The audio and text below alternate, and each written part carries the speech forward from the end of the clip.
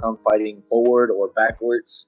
We just got to work on a lot of different things to make sure that whatever he throws at us, we're not surprised and we're ready.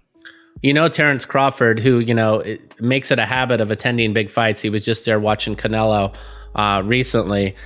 Is going to likely be ringside watching his buddy McIntyre, train Hooker in the ring. Can this be a message fight from you to Terrence Crawford? And is there a possibility that you could ultimately, force his hand and see that maybe you're Terrence Crawford's next opponent, if not his next opponent, someone who fights him later on this year?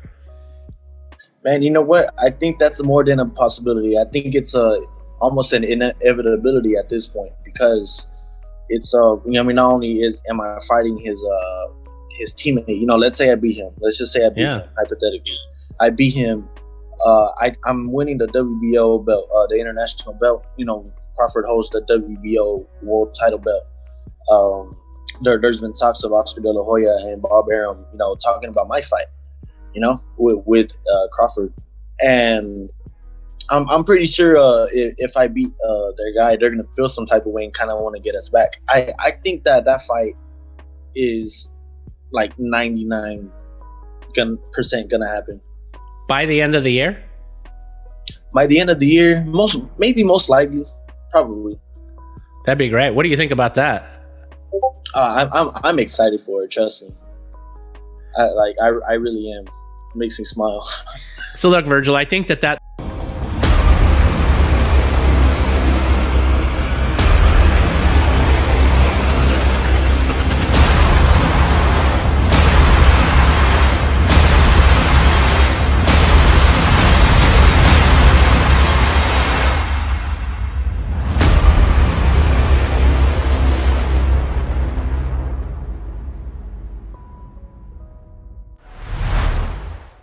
Tyson Fury versus Anthony Joshua.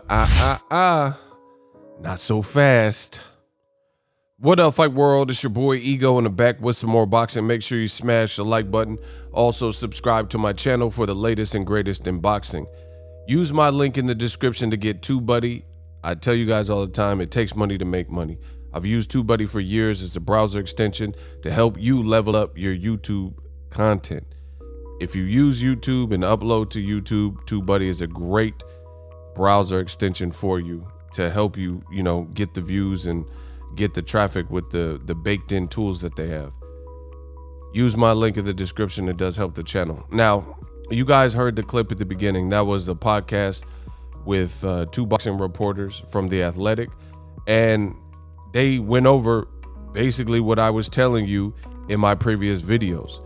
Now, yesterday, ESPN dropped an article, and it said, the contracts are signed, Joshua Fury, Eddie Hearn confirms, and old media went wild.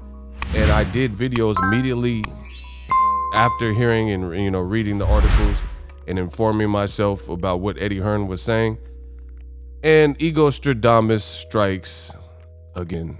I know at this point you guys are tired of hearing it, but I'm tired of being right. Frank Warren just recently came out and said that he was upset that Eddie Hearn blabbermouthed the deal that they worked on. He says, Frank Warren, who co-promotes Tyson Fury, he says there was basically a non-disclosure or some type of pact that they were all supposed to agree to, that unless it was a joint announcement, nobody would independently announce it or blabber to media. But Eddie Hearn, being the person he is and wanting the limelight and wanting to be the hero, he decided to tell everybody what was going on.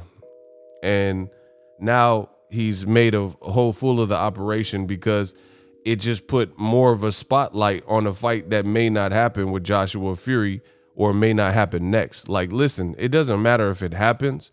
It matters when it happens and under what conditions and what terms.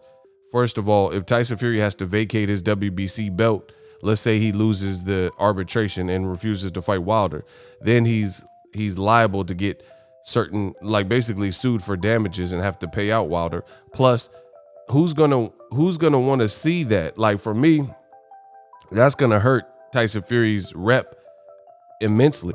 And it's to the point where I'll just black out Tyson Fury. Like, if you lose an arbitration, if that happens, and the judge says you have to fight Wilder and close out the trilogy, and you just relinquish your belt and then just say, F that, I'm fighting Joshua, I can't support that type of behavior in boxing. So I'll just black out Tyson Fury like I said I was doing in December. I'll just continue that.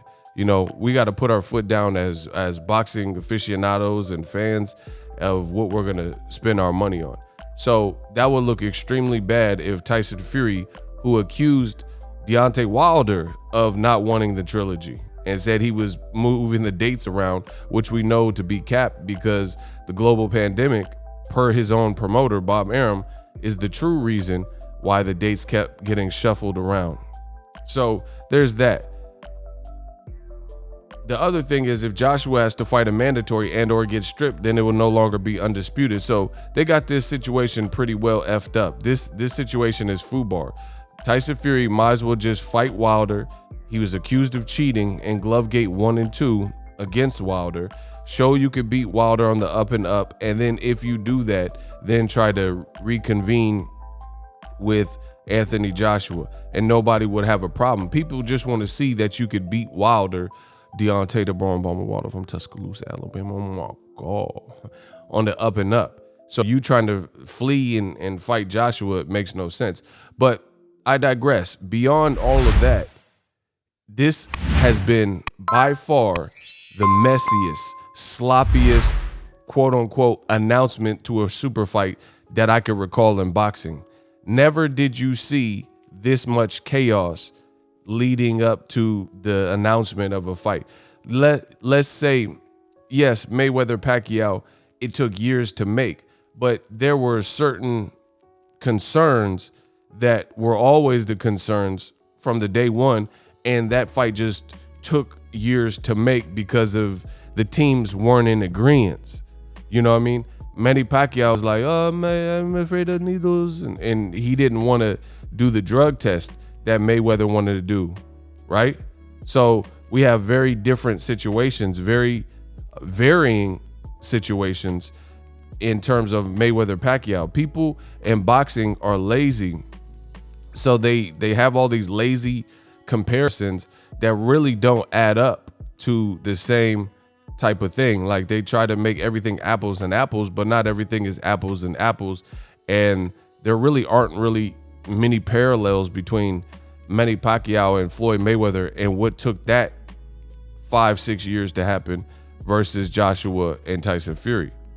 Quickly, for starters, Mayweather and Pacquiao were both anomalies and worldwide stars when their names were linked. Joshua and Tyson Fury, I wouldn't say are global iconic anomalies and worldwide stars. In fact, Joshua is not really known in America, neither is Tyson Fury. Look at Tyson Fury's sales independent of Deontay Wilder, an American star, right? When he fought Tom Schwartz, where Fury had to foot the bill and fight Tom Schwarzenegger or whatever, and he had to fight Otto Wallin. They comped more tickets than they actually sold. So there's differences there. But more importantly, there's big differences because Joshua and his team, Eddie Hearn, Frank Warren, and Bob Arum, they're all saying that negotiations are smooth as possible and they're going amicably, and both parties are in agreement. So there is no argument over networks and drug testing and things like that. Eddie Hearn, he said something to the effect of, I'd be surprised if this fight didn't happen next, and everyone's so, agreeing with each other. So this is a whole different circumstance to Mayweather-Pacquiao, who had very big sticking points that they didn't agree to. So you guys heard the clip at the beginning. At the end of the day, it looks like there's a lot more to this. They're talking about fight is signed, sealed, and delivered, or giving this impression, which is really misinformation. And I came out, Ego Stradamus, thugged it out and said, how is that the case when you're in arbitration with Deontay Wilder?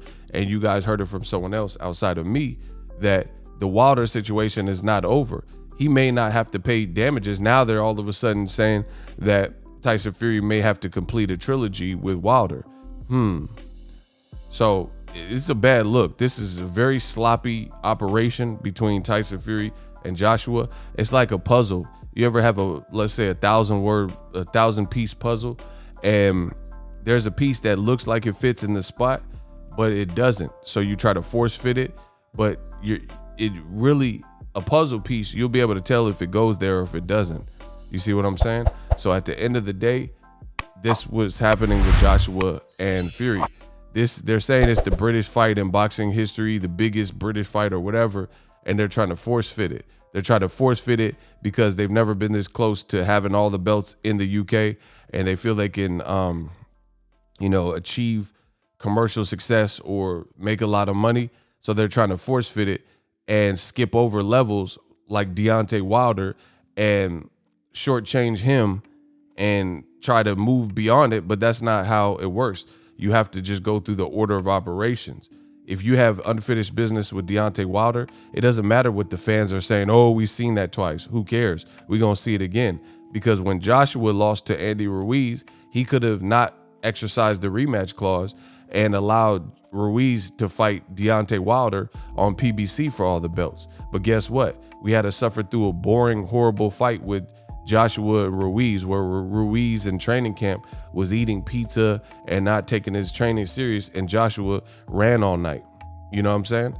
So if people could endure that with Joshua Ruiz, and he didn't just bow down and get out the way, and he wanted to avenge his loss, then you got to give Deontay Wilder that same opportunity. How does it only work for Joshua?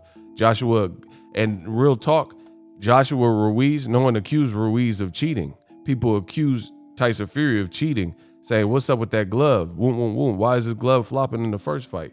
So that's even more reason that Wilder Fury must happen. Drop your thoughts in the comment section. It's looking bad for old media. Checkmate. So if you enjoyed this video and want more content like this on the channel, you can show your appreciation by going to the PayPal donate button or the YouTube support button, and you can donate any amount that you feel is equivalent to the value of this video. Much more to come. Thank you guys for your support. Boxingego, the future of boxing.